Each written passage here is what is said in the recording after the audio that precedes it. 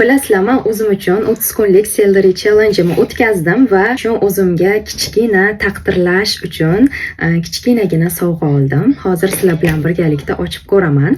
To'g'risi, bu brendni birinchi marta ishlatib ko'rishim va bu brend haqida hech kimdan, ayniqsa koreyslardan umuman yomon otziv eshitmaganman. Universitetda darsda o'tirgan vaqtimda bitta koreys kursdoshimning yuzi shunaqa yaltirab turardi.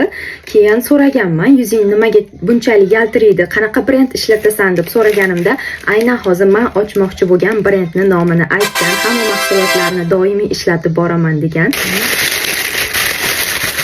9900 wonga oldim. Poralar va qora tochkalar uchun mana bunaqa kichkina set, mini set bor. Mana bunaqa ekan.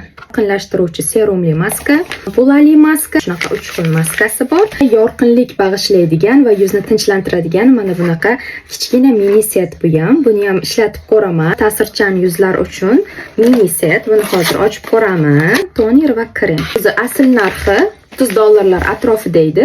Yangi yilga skidka qilishgandi. Men 9900 won va pochta puli ham qo'shilganda bir $10 tushdi. Shuncha narsa menga. Agar siz ham mana shunaqa mini kitchalarni zakaz qilmoqchi bo'lsangiz, menga direktdan yozing, sizga linkini jo'natib beraman. Katta samplelarni olish yo olmaslikni o'ylab ko'rasiz, buni ishlatib ko'rib.